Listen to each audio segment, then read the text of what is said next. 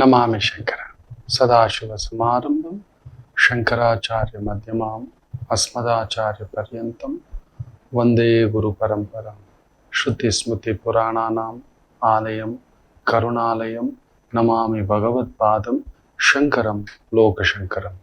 ನಾಡಿನ ಸಮಸ್ತ ವೀಕ್ಷಕ ಬಂಧುಗಳ ಪಾದಾರವಿಂದಗಳಿಗೆ ನನ್ನ ಶಿರಸಾಷ್ಟಾಂಗ ನಮಸ್ಕಾರಗಳು. ಈ ದಿನದಂದು ಈ ಸಂಖ್ಯೆಯಲ್ಲಿ ಹುಟ್ಟಿದರೆ ನೀವು ಧನವಂತರೇ. ಧನಿಕ ಲಕ್ಷಣಂ. ಎಲ್ರಿಗೂ ಧನ ಸಿಗೋಲ್ಲ ಮಕ್ಕಳೇ. ಧನ ಇದ್ರೇನೆ, ದುಡ್ಡಿದ್ದರೇನೆ ಗೌರವ. ದುಡ್ಡು ಗೌರವ ತಂದುಕೊಡುತ್ತೆ, ದುಡ್ಡು ಅಗೌರವವನ್ನು ತಂದುಕೊಡುತ್ತದೆ ಅನ್ನತಕ್ಕಂಥದ್ದನ್ನ ಹೇಳುತ್ತೆ. ದುಡ್ಡು ಸಿರಿವಂತಿಕೆಯನ್ನು ತಂದುಕೊಡುತ್ತೆ, ದುಡ್ಡು ಬಡತನವನ್ನು ತಂದುಕೊಡುತ್ತೆ. ದುಡ್ಡು ಧರ್ಮವನ್ನು ಮಾಡಿಸುತ್ತದೆ, ದುಡ್ಡು ಅಧರ್ಮವನ್ನು ಮಾಡಿಸುತ್ತದೆ. ಎಲ್ಲರಿಗೂ ಲಕ್ಷ್ಮಿ ಪ್ರಾಪ್ತವಿಲ್ಲ, ನಾರಾಯಣ ಪ್ರಾಪ್ತವಿಲ್ಲ, ಆ ಸ್ಥಿತಿಕಾರಕ ಪ್ರಾಪ್ತವಿಲ್ಲ ಅನ್ನತಕ್ಕಂಥದ್ದು ಹೇಳ್ತವೆ. ಎಲ್ಲರೂ ದುಡಿತಿದ್ದಾರೆ ಗುರುಗಳ, ನಮ್ಮ ಬದುಕು ಯಾಕೆ ಹೀಗೆ? ಆ ತಾಯಿ ಜಗನ್ಮಾತೆ ಅಣುವಷ್ಟು ನಮಗೆ ಯೋಗ ಬರೆದಿದ್ದರೆ ಮಾತ್ರವೇ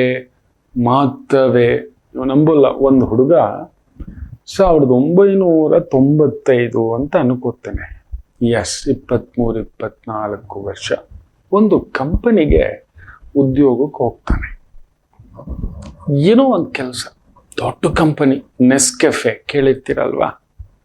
1 ಗ್ರಾಮ್ ನೆಸ್ಕೆಫೆ ಪ್ಯಾಕೆಟ್ ಬಂದು ನಿಮ್ಗೆ ₹1.5 ಇಲ್ಲ ₹2 ಇರುತ್ತೆ. ಅಲ್ಲಿಗೆ KG ಕಾಫಿ ಪೌಡರ್ ಲೆಕ್ಕ ತಗೊಂಡ್ರೆ ₹1,500 ₹2,000 ಮಾರ್ತಿದ್ದಾರೆ ಅಂತ ಆಯ್ತು. ಇರ್ಲಿ, ಬಹುರಾಷ್ಟ್ರೀಯ ಕಂಪನಿಗಳು ಯಾವ ರೀತಿ ಕೊಳ್ಳೆ ಹೊಡಿತಿದ್ದಾರೆ. ನಮ್ಮ ಕೋತಾಸ್ ಕಾಫಿ ಕುಡಿರೋ ಅಂದ್ರೆ ನಮ್ಮ ಕೋತಾಸ್ ನಮ್ಮ ಕರ್ನಾಟಕದ ಹೆಮ್ಮೆ. ನಾವು ಚಿಕ್ಕ ಮಕ್ಕಳಿದ್ದಾಗ್ಲಿಂದಲೂ ನಮ್ಮ ಮನೇಲಿ ಕೋತಾಸ್ ಕಾಫಿ ಅಂದ್ರೆ ಅದು ಘಮ ಘಮ. ಕಾಫಿ ನಾಡು ನಮ್ಮದು. ನಮ್ಮ ಕೋತಾಸ್ ಅನ್ನೋದು ಎಷ್ಟೋ ಜನಕ್ಕೆ ಗೊತ್ತಿಲ್ಲ. ಇವತ್ತು ಏನೇನೋ ಬಂದ್ಬಿಟ್ಟಿದೆ. ಇರ್ಲಿ, ಅದೊಂದು ಸಣ್ಣ ನೋವೇ. ಸಣ್ಣದೇನೋ ದೊಡ್ಡದೇ ನೋವು. ನಾವು ಇವತ್ತು ತಪ್ಕೋಬಿಟ್ಟಿದ್ದಾವೆ ಬಹುರಾಷ್ಟ್ರೀಯ. ಅವರು ಎಲ್ಲ ಅಲ್ಲಿ ಸಾಗಿಸ್ಕೊಂಡು ಈ ಗಿಂಪು ಎಲ್ಲ ದೊಡ್ಡವರಾಗ್ತಾರೆ. ಟ್ರಂಪ್ಗೆ ನೋಡಿ ಒಂದು ದೊಡ್ಡ ಗಾಡಿ ಗಿಫ್ಟ್ ಕೊಟ್ಟಿದ್ದಾರಂತೆ. ಜುಂಬೋ ಜೆಟ್ಟು ಅಬುದಾಬಿದವರೇ ಒಂದು ದೊಡ್ಡ ಪ್ಲೇನ್ ಅನ್ನೇ ಕೊಟ್ಟಿದ್ದಾನೆ ಗಿಫ್ಟ್. ಇದೆಲ್ಲ ನಡೆಯುತ್ತೆ. ಟ್ರಂಪ್ದು ವ್ಯಾಲ್ಯೂ ಇವತ್ತು ಎಲ್ಗೋ ಹೋಗ್ಬಿಟ್ಟಿದೆ. ಟ್ರಂಪ್ ಸಿರಿವಂತಿಕೆ, ಅವನು ದಿವಾಳಿ ಆಗಿದ್ದವನು. ಅವನು ಹೇಳ್ಬಾರ್ದು. 77-78 ವರ್ಷದ ಅವನು ಮುದುಕನ ಆಟ ಅಲ್ಲ, ಅವನು ಬೇರೆ ಆಟಗಾರ. ಅಂತ ಊರಿಗೆ ಅಂತ ದೊರೆಯ ಬಿಡಿ. ನಮ್ಮ ಊರಿಗೆ ನೋಡಿ ಎಂಥ ದೊರೆ. ನಮಗೊಂದು ಹೆಮ್ಮೆ. ನಮ್ಮ ದೊರೆ ಅಂದ್ರೆ ನಮಗೆ ಹೆಮ್ಮೆ ಅಷ್ಟೇ. ನಾವು ಹೇಳಬಾರ್ದು. ಒಂದು ಚುಕ್ಕಿಯನ್ನು ತೋರಿಸ್ಲಿಕ್ಕೂ ಆಗೋದಿಲ್ಲ. ಇರ್ತವೆ, ಮನುಷ್ಯ ಅಂದ ಮೇಲೆ ಲೋಪದೋಷಗಳು ಇರ್ತವೆ. ಆದ್ರೆ ಅದೇ ಆ ದೊರೆಯಲ್ಲಿ, ನಮ್ಮ ದೊರೆಯಲ್ಲಿ ಅಷ್ಟೇ ಹೇಳಬಲ್ಲೆ. ಕೆಲವ್ರಿಗೆ ಅದು ಸಹಿಸೋಕ್ಕಾಗೋಲ್ಲ. ನಮ್ಮ ದೊರೆ ಬಗ್ಗೆ ಯಾರು ಮಾತಾಡಿದ್ರು ನಾನು ಒಪ್ಪಲ್ಲ ಮಕ್ಕಳು. ನಮ್ಮ ದೊರೆಯೇ. ಎಲ್ಲ ಮಾತುಗಳಲ್ಲೂ ಕೆಲವೊಂದು ಎಲ್ಲ ಕೆಲಸವನ್ನ ಎಲ್ಲ ರೀತಿಯಲ್ಲೂ ಸಮಾಧಾನ ಪಡಿಸಲು ಆಗೋದಿಲ್ಲ. ಇರ್ಲಿ ಬಿಡಿ. ಲಕ್ಷ್ಮೀ ಪ್ರಾಪ್ತಿ ಎಲ್ಲರಿಗೂ ದೊರಕುವುದಿಲ್ಲ. ಅಂಥದ್ದೊಂದು ನೋಡಿ, ಈ ಹುಡುಗ ಆ ನೆಸ್ಕೆಫೆಗೆ ಇಂಟರ್ವ್ಯೂಗೆ ಹೋಗ್ತಾನೆ. ಇಂಟರ್ವ್ಯೂನಲ್ಲಿ ಇವನಿಗೆ ಮಾತಾಡೋಕ್ಕೂ ಬರೋಲ್ಲ. ತುಂಬಾ ನಾಚಿಕೆ ಸ್ವಭಾವ. ಏನು ಮಾತಾಡೋದು, ಹೇಗೆ ಒಪ್ಸ. ಅವ್ರು ಇಂಟರ್ವ್ಯೂ ಅಂದಮೇಲೆ ಇರುತ್ತಲ್ವ. ಇಂಟರ್ವ್ಯೂ ಅಂತ ಹೇಳಿದ ಮೇಲೆ ಬೇರೆ ಬೇರೆ ಯೋಚನಾ ಆಲೋಚನಾ ಚಿಂತನ ಇರ್ತವೆ. ಕ್ವಾಲಿಫೈಡ್ ಇದಾನ, ನಮ್ಮ ಕೆಲ್ಸಕ್ಕೆ ಸಂಬಂಧಪಟ್ಟಂತ ಸ್ಕಿಲ್ಸ್ ಇರುತ್ತೆ. ಬಟ್ ಈ ಹುಡುಗನಿಗೆ ಮಾತಾಡೋಕ್ಕೆ ಬರ್ತಿಲ್ಲ. ನೀವು ನಂಬೋಲ್ಲ, ಅವನಿಗೆ ಆ ಮಾತಾಡ್ಲಿಕ್ಕೆ ಬರ್ತಿಲ್ಲ ಅನ್ನೋ ಒಂದು ಯೋಚನೆ ಅವನನ್ನ ಕಟ್ಟಾಕ್ಬಿಡುತ್ತೆ. ಏನು ಅಂತ ಪ್ರೆಸೆಂಟೇಷನ್ ಮಾಡ್ಲಿ. ನಾಚಿಕೆ ಸ್ವಭಾವದ ಹುಡುಗ ಹೊರಗಡೆ ಬಂದ್ಬಿಡ್ತಾನೆ. ನೀವು ನಂಬೋಲ್ಲ, ಇವತ್ತು ಪ್ರಪಂಚದ ನಂಬರ್ 1 ಶ್ರೀಮಂತ. ಒಂದು ಕಂಪನಿಗೆ ಆಫ್ಟರ್ ಆಲ್ ಒಂದು ಸಣ್ಣ ಉದ್ಯೋಗ ಹುಡ್ಕೊಂಡು ಹೋದವನು ಪ್ರಪಂಚದ ನಂಬರ್ 1 ಶ್ರೀಮಂತ. ನನ್ ಅದರ್ ದನ್ ಎಲಾನ್ ಮಸ್ಕ್. ನೆನ್ಪಿಟ್ಕೊಳ್ಳಿ. ಲಕ್ಷ್ಮೀ ಕಟಾಕ್ಷಂ.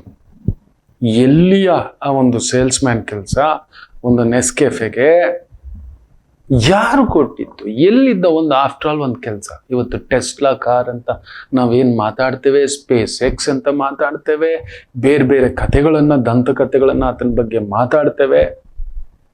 ಎಸ್, ಆ ದೇವಿಯ ಅನುಗ್ರಹವಿಲ್ಲದಿದ್ದರೆ, ಇನ್ನೂ ಒಂದು ಕಥೆ ಇದೆ. ದೇವಿ ಅನುಗ್ರಹ ಇಲ್ಲದಿದ್ದರೆ ಏನಾಗುತ್ತದೆ? ಇದ್ದಿದ್ದಕ್ಕೆ ನೋಡಿ ಎಲ್ಲ ನೀವು ಅಂದ್ಕೋತೀರ ಅವನ ಬುದ್ಧಿವಂತಿಕೆ, ಅವನ ಟ್ಯಾಲೆಂಟು, ಅವನ ಡೆಡಿಕೇಶನ್. ಯಾಕೆ? ಅವನಿಗಿಂತಲೂ 1000 ರೂಪಾಯಿ ಡೆಡಿಕೇಶನ್ ಮಾಡೋರಿದ್ದಾರೆ, ಬುದ್ಧಿವಂತರಿದ್ದಾರೆ, ಜ್ಞಾನವಂತರಿದ್ದಾರೆ, ವಿದ್ಯಾವಂತರಿದ್ದಾರೆ. ಅದೇ ಬಿಡಿ, ನಿಮಗೆ ಗೊತ್ತಿಲ್ಲ. ನಾನೇ ಸತ್ಯ ಹೇಳ್ತಿದ್ದಾನೆ. ನನ್ನ ಪರಮ ಪೂಜ್ಯ ಗುರುಗಳು ಒಬ್ಬರ ಇಬ್ಬರ ಅವರೆಲ್ಲ ನಿಮ್ಗೆ ಹೇಳಿದ್ರೆ ನೀವು ದಂಗು ಬೆಳೆದು ಬಿಡ್ತೀರಿ. ಹಿಮಾಲಯ ಪರ್ವತಗಳು ಒಂದು ರೀತಿ ಸಮುದ್ರಗಳು, ಮಹಾಸಾಗರಗಳು ವಿದ್ಯೆಯಲ್ಲಿ. ಆ ಸಾಗರದ ಅಂಚಿನಲ್ಲಿರತಕ್ಕಂಥ ಬಿದ್ದಿರುವ ಮರಳಿನ ಆ ಒಂದು ರಾಶಿಯಲ್ಲಿ ನಾನೊಂದು ಅಣು ಅಷ್ಟೇ. ನನಗೆ ಗೊತ್ತಿದೆ, ನನಗೆ ಸಿಕ್ಕಿರೋ ಸ್ಥಾನ, ಗೌರವ, ಪ್ರೀತಿ, ವಿಶ್ವಾಸ. ನಾನು ಎಂತೆಂಥವರಿಗೆ ಜಾತಕ ವಿಶ್ಲೇಷಣೆ ಮಾಡಿದ್ದೇನೆ ಆ ತಾಯಿ ವಾಗ್ದೇವಿ ಗೊತ್ತಿದೆ ಅಷ್ಟೇ. ಎಲ್ಲೂ ಹೇಳ್ಕೊಳ್ಬಾರ್ದು ನಮ್ಮ ಕ್ಲೈಂಟ್ ವಿಚಾರಗಳನ್ನು. ನಾನು ಅದಕ್ಕೆ ಸೂಕ್ಷ್ಮವಾಗಿ ಆಗಾಗ ಹೇಳ್ತಿರ್ತೇನೆ. ಹಮ್ ಗಲ್ಲಿ ಪೆ ನೈ, ಹಮ್ ದಿಲ್ಲಿ ಪೆ ನೈ, ಉಸ್ಕೋ ಪಾರ್ ಕರ್ ಚುಕೆ ಅಂತ ಹೇಳ್ತಿರ್ತೇನೆ. ದೈವವೇ, ಆ ವಾಣಿ, ಆ ತಾಯಿ ಜಗನ್ಮಾತೆ ಅನುಗ್ರಹವೇ, ಅನುಗ್ರಹವೇ. ನನ್ನದಲ್ಲ ಇದು, ನನ್ನದಲ್ಲ. ಆ ತಾಯಿ ಅನುಗ್ರಹ ನೋಡಿ. ಒಂದು ಕಂಪನಿ 3 ಜನ ಡೈರೆಕ್ಟರ್ಗಳಾಗ್ತಾರೆ, ಸ್ಟಾರ್ಟ್ ಮಾಡ್ತಾರೆ. ಸ್ಟಾರ್ಟ್ ಮಾಡುವಾಗ ಒಂದು ಸಾಲ ತೆಗಿಬೇಕಾಗುತ್ತೆ. ಕಂಪನಿಗೆ ಸಾಲ ತೆಗೆದು ವ್ಯವಹಾರ ದೊಡ್ಡದು ಮಾಡಬೇಕು. ಆ 3ನೇ ಪಾರ್ಟ್ನರ್ ಆಗಿದ್ದವನು ಗಾಬರಿ ಬಿದ್ದುಬಿಡ್ತಾನೆ. ಏನೋ ಒಂದಷ್ಟು ಕಷ್ಟಪಟ್ಟು ಒಂದಷ್ಟು ದುಡ್ಡು ಉಳಿಸ್ಕೊಂಡು ಏನೋ ಮಾಡಿದೀವ್ರೋ, ಈಗ ಒಂದು ಹಂತಕ್ಕೆ ಬರ್ತದೆ. ನೀವು ನೋಡಿದ್ರೆ ಏಕ್ದಮ್ ಬ್ಯಾಂಕ್ ಸಾಲ, ಆ ಸಾಲ, ಏನೋ ಮಾಡೋಕೆ ಹೋಗ್ತಿದ್ದೀರಪ್ಪ, ನನಗೆ ಭಯ ಆಗುತ್ತೆ ಕಂಪ್ನಿನಲ್ಲಿ ಇರೋಕೆ. ಸಾಲ ಬಂತು ಅಂದ್ರೆ 3 ಹಂಚ್ಕೋಬೇಕು, ನಿಜ.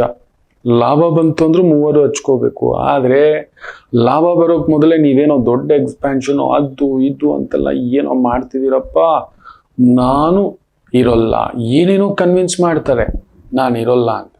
ನೀವು ನಂಬಲ್ಲ, ಆತನ ಶೇರಿನ ಒಂದು ಅಮೌಂಟನ್ನು ಕೊಟ್ಟು ಬಿಡ್ತಾರೆ. ಆಯ್ತು ಹೋಗಪ್ಪ, ನೀನು ಉಳಿಯಲ್ಲ ಅಂದಮೇಲೆ ನಾವು ಏನು ಮಾಡೋದು ಅಂತ 3 ಸ್ನೇಹಿತರುಗಳಲ್ಲಿ 2 ಮುಂದುವರಿತಾರೆ, ಒಬ್ಬ ಹೊರಗಡೆ ಬರ್ತಾನೆ. ಆವತ್ತಿಗೆ ಅವನಿಗೆ ಸಿಕ್ಕಂತ ಒಂದು ದುಡ್ಡು ಇವತ್ತಿಗೆ ಕಂಪೇರ್ ಮಾಡಿದರೆ $1,000. ಅಂದರೆ ಒಂದಕ್ಕೆ $100 ಇಟ್ಕೊಂಡಿದ್ದೀವಿ ಅಂದರೂ ಕೂಡ ಲೆಕ್ಕ ಹಾಕೊಳ್ಳಿ. $1ಗೆ $100 ಅಂದ್ರು ಹೆಚ್ಚು ಕಡಿಮೆ $1,00,000. ಇದೊಂದು ಹೆಚ್ಚು ಕಡಿಮೆ 40 ವರ್ಷಗಳ ಹಿಂದಿನ ಕತೆ.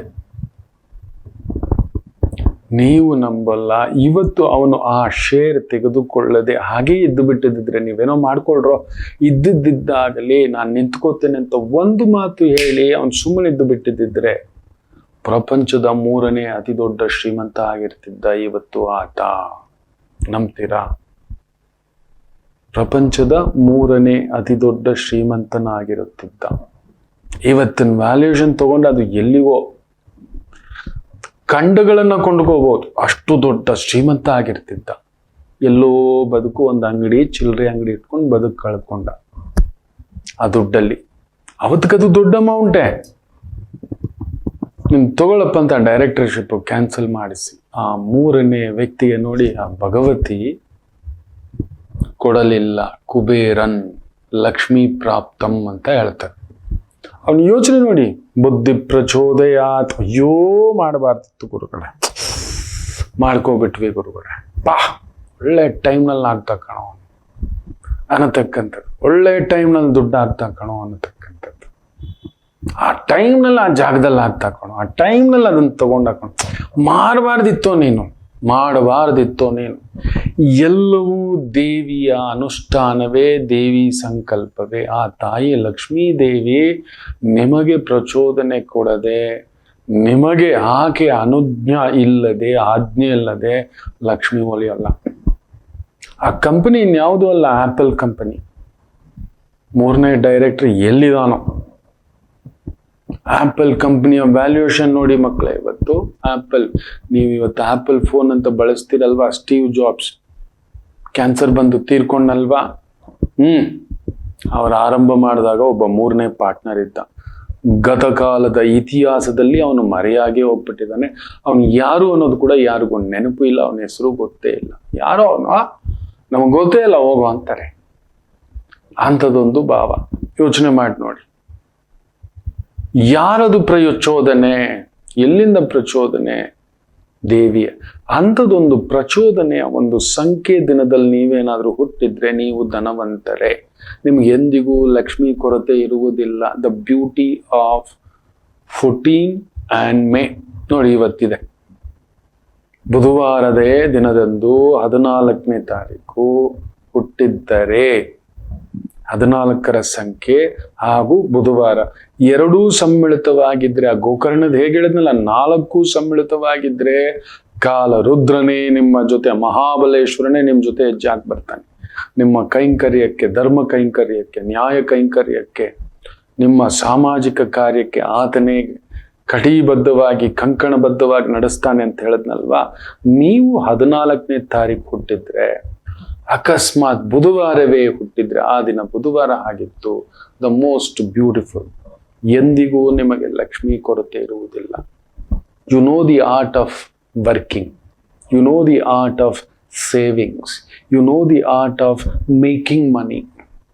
ನಿಮ್ಮ ಜಾತಕವೂ ಕೂಡ ದಶಾಭುಕ್ತಿಗಳು ಕೂಡ ಕೂಡಿದ್ದವು ಅಂತಿಟ್ಟುಕೊಳ್ಳಿ. ನಿಮ್ಮನ್ನು ತಡೆಯುವವರು ಯಾರೂ ಇಲ್ಲ. ಲಕ್ಷ್ಮೀ ಪುತ್ರರೇ ಈ ದಿನದಂದು ಹುಟ್ಟಿದರೆ, ಈ ದಿನದಂದು ನಿಮಗೆ ಹೇಗಾದ್ರೂ ದುಡ್ಕೊಳ್ಳುವಂತ ಒಂದು ಯೋಗ್ಯತೆಯನ್ನ ಭಗವಂತ, ಆ ಭಗವತಿ ಜನ್ಮತಃ ಕೊಟ್ಟಿರ್ತಕ್ಕಂಥದ್ದು ಇರುತ್ತದೆ. ಎಷ್ಟು ಜನ ಕಮೆಂಟ್ ಮಾಡ್ತೀರಿ, ಕಾಯ್ತಿರ್ತಾರೆ. ಹೌದು ಗುರುಗಳೇ, 14ನೇ ತಾರೀಕು ಹುಟ್ಟಿದ್ದೇವೆ, ಬುಧವಾರನೇ ಹುಟ್ಟಿದ್ದೇವೆ, ನಡೆದಿದೆ. We have some savings, we know how to make money. ನಮ್ಗೆ ದುಡ್ಡು ಮಾಡೋದು ಗೊತ್ತಿದೆ ಗುರುಗಳೇ, ದುಡಿಯೋದು ಗೊತ್ತಿದೆ ಗುರುಗಳೇ, ಎತ್ತಿಡೋದು ಗೊತ್ತಿದೆ ಗುರುಗಳೇ, ಒಂದ್ ಸ್ವಲ್ಪ ಉಳಿತಾಯ ಮಾಡಿದ್ದೇವೆ ಗುರುಗಳೇ, ಸೇವಿಂಗ್ಸ್ ಮಾಡಿ ಇಟ್ಕೊಂಡಿದ್ದೇವೆ ಗುರುಗಳೇ. ಬದುಕಿಗೆ ಎಷ್ಟು ಬೇಕೋ ಅಷ್ಟು ಅನುಕೂಲತೆಯನ್ನು ಭಗವಂತ ನಮಗೆ ಮಾಡ್ಕೊಳ್ಳೋಷ್ಟು ಶಕ್ತಿ ಕೊಟ್ಟಿದ್ದಾನೆ ಅಂತ 100% ಹೇಳ್ತೀರಿ. ಎಲ್ಲೋ ಇದ್ದ ನೀವು ನೋಡಿ, ಒಬ್ಬ ಸಾಮಾನ್ಯ ಏನ್ ಬಯಸ್ತಾನೆ? ನಮ್ಗೊಂದು ಫ್ರಿಡ್ಜ್ ಇರಬೇಕು, ಒಂದು ಟಿವಿ ಇರಬೇಕು, ಒಂದು ವಾಷಿಂಗ್ ಮೆಷಿನ್ ಇರಬೇಕು, ಒಂದು ಸೋಫಾ ಇರಬೇಕು, ಒಂದು ಪುಟ್ಟ ಮನೆ ಇರಬೇಕು, ಒಂದು ಪುಟ್ಟ ಕಾರ್ ಇರಬೇಕು, ಪುಟ್ಟ ಗಾಡಿ ಇರಬೇಕು, ಒಂದು ಪುಟ್ಟದಾದ ಕುಟುಂಬ. ಎಲ್ರಿಗೂ ಸಿಗೋಲ್ಲ, ಅದು ಪುಟ್ಟದೆ. ಕೆಲವ್ರಿಗೆ ದೊಡ್ಡ ಮನೆ, ದೊಡ್ಡ ಫ್ರಿಡ್ಜು, ದೊಡ್ಡ ಸೋಫಾ ಈ ಥರನೂ ಕೊಡ್ತಾನೆ. ಅವರವ್ರಿಗೆ ಅದು ದೊಡ್ಡದು. ನಮ್ಮ ಕಣ್ಣಿಗೆ ಅದು ಚಿಕ್ಕದಾಗಿ ಕಾಣಿಸ್ಬೋದು, ದೊಡ್ಡದಾಗಿ ಕಾಣಿಸ್ಬೋದು. ಆದರೆ 14ನೇ ತಾರೀಕು ಮೇ ಈ ಒಂದು ಬುಧವಾರ ಹುಟ್ಟಿದ್ದರೆ, ಆ ತಾರೀಕು 14 ಬುಧವಾರ ಹುಟ್ಟಿದರೆ ನೀವು ಲಕ್ಷ್ಮೀ ಪುತ್ರರೇ. ಲಕ್ಷ್ಮಿ ಚಂಚಲೆ ಅಂತ ಹೇಳ್ತೇವೆ. ನಿಮ್ಮ ಬಳಿ ಚಂಚಲೆ ಆಗೋಲ್ಲ, ನಿಮ್ಮ ಬಳಿ ಚಂಚಲ ಆಗೋಲ್ಲ. Because you know the art of earning, an art of working. ಅದೊಂದು ಕಲೆ, ದುಡಿಯೋದೊಂದು ಕಲೆ, ದುಡಿದದ್ದನ್ನ ಎತ್ತಿಟ್ಕೊಳ್ಳೋದು ಇನ್ನೂ ಒಂದು ದೊಡ್ಡ ಕಲೆ. ಕೆಲವರು ಜೀವನ ಪರ್ಯಂತ ದುಡಿತಿರ್ತಾರೆ, ಕತ್ತೆ ಹಾಗೆ ದುಡಿತಾ ಬೇರೆ, ಕತ್ತೆ ಹಾಗೆ ದುಡಿಯೋದು ಬೇರೆ. ಹೌದು ಅಲ್ವೋ? ಎಷ್ಟು ಜನ ಕಮೆಂಟ್ಸ್ ಹಾಕ್ತೀರಿ ಅನ್ನತಕ್ಕಂಥದ್ದು ಕಾಯ್ತಿರ್ತೇನೆ. ಮಾತೃದೇವೋ ಭವ. ನಮಾಮಿ ಶಂಕರ.